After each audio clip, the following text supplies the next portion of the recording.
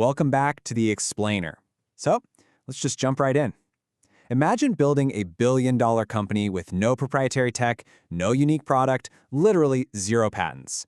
Sounds impossible, right? Well, it all started with just a single connection.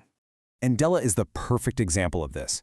I mean, they went from absolute zero intellectual property back in 2014 to a unicorn valued at over $1.5 billion by 2019. How? By using nothing but a brilliantly smart network strategy.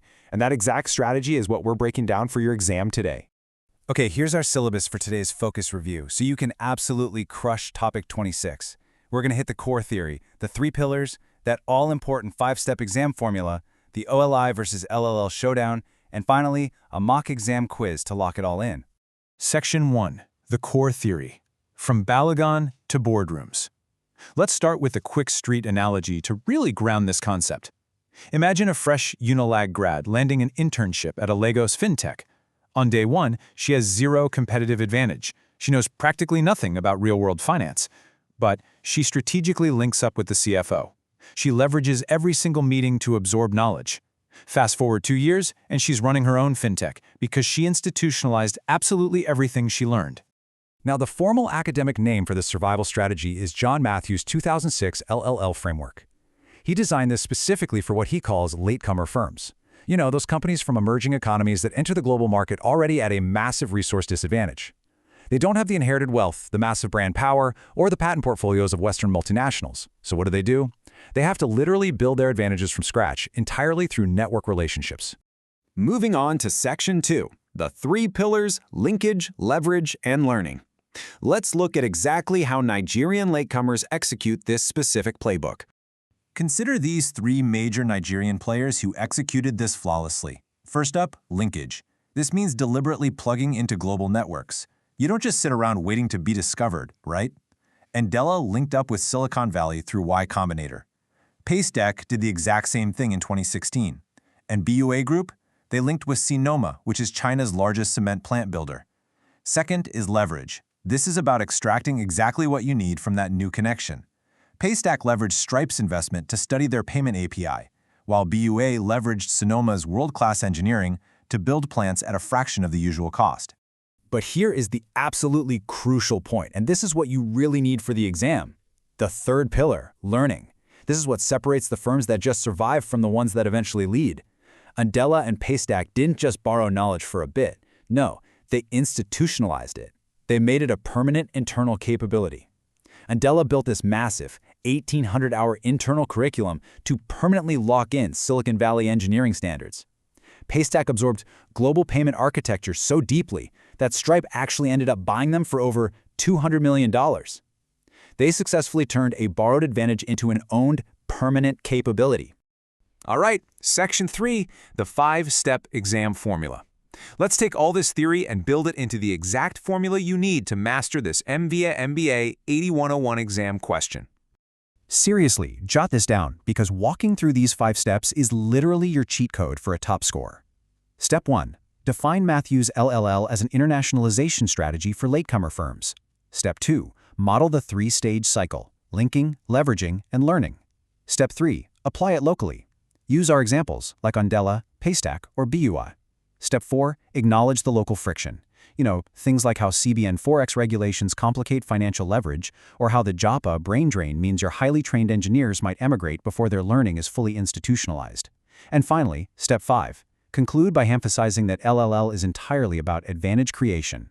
Which brings us to Section 4, demystifying OLI versus LLL. Let's clear up the most common exam confusion, because your examiner is for sure going to ask you to compare Dunning's OLI paradigm from topic 25 with Matthews' LLL framework. So here's the difference. Dunning's OLI paradigm from 1980 was built for massive, resource-rich Western multinationals. Think of a giant like Shell or MTN entering a new market. They already possess a strong brand, advanced tech, and tons of capital. OLI asks how they exploit those existing advantages abroad. Matthews' LLL framework from 2006, it asks the exact opposite. What if you're starting from absolutely nothing, like Paystack? So remember this, OLI is advantage exploitation, while LLL is advantage creation. Section 5, Street testimony, the reality of LLL. To show you how real this is outside of your textbook, I stumbled on a Nigerian thread that captured this perfectly in pure street language. So this founder, OniMarket_guy, wrote about his own survival strategy. Now, he definitely didn't know the academic term, but he was literally living it out. He deliberately linked up with a Dubai software vendor, leveraged their enterprise-grade algorithm to win a huge Lego supermarket contract, and within 18 months, he learned enough to build his own independent routing engine. It honestly reminds me of my own failed fashion boutique in Balogo Market a few years back. Actually, if I had understood how to strategically link with a bigger supplier, leverage their buying power, and really learn inventory science, I might have survived. But, I tried to do it all completely alone. Okay, Section 6, the ultimate exam quiz. We're going to simulate the exact types of questions you'll see on test day, just to lock all this in. Question 1, a recall question. Which of the following best describes the linkage stage of Matthew's LLL framework? Take a second to think about the options. Is it acquiring a foreign company, patenting tech, or something else? Remember our key defining trait. Latecomer firms do not just wait around to be discovered. If you guessed B, you hit the nail on the head. A firm deliberately connects to global networks to access external resources. It's a highly deliberate connection. You engineer the relationship strategically to access what you don't have, just like Andela intentionally entering Y Combinator to get into Silicon Valley's orbit. Moving to question 2, an application question. Paystack was acquired by Stripe for over $200 million in 2020.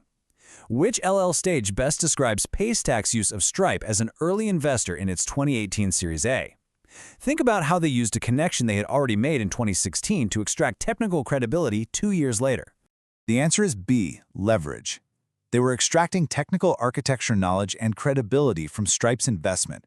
The crucial takeaway here is they didn't just take the cash. They strategically absorbed Stripe's global payment standards.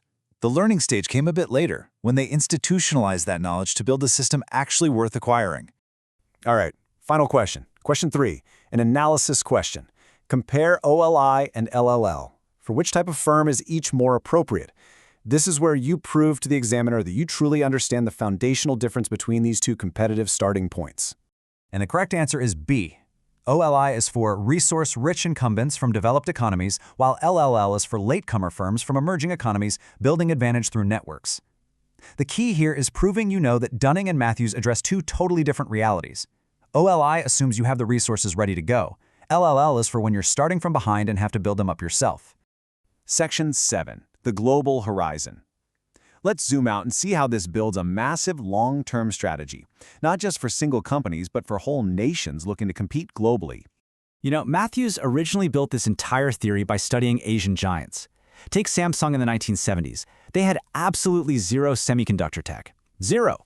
But they used the exact same LLL playbook. They linked to Japanese firms, leveraged their knowledge, and learned until they literally became the #1 smartphone maker in the world. BYD did the same thing with foreign battery tech, and now they're outselling Tesla. The big lesson? Latecomer status is a solvable problem. It just takes a 10 to 20-year commitment to network-driven capability building. Nigerian firms that start doing this intentionally today, they're going to be the Samsung story of 2045. Next time on The Explainer, we'll dive into topic 27. We're going to look at how Nigeria can stop earning just 6% on its cocoa, while the UK takes 60% for actually making the chocolate, and how we can effectively climb the global value chain.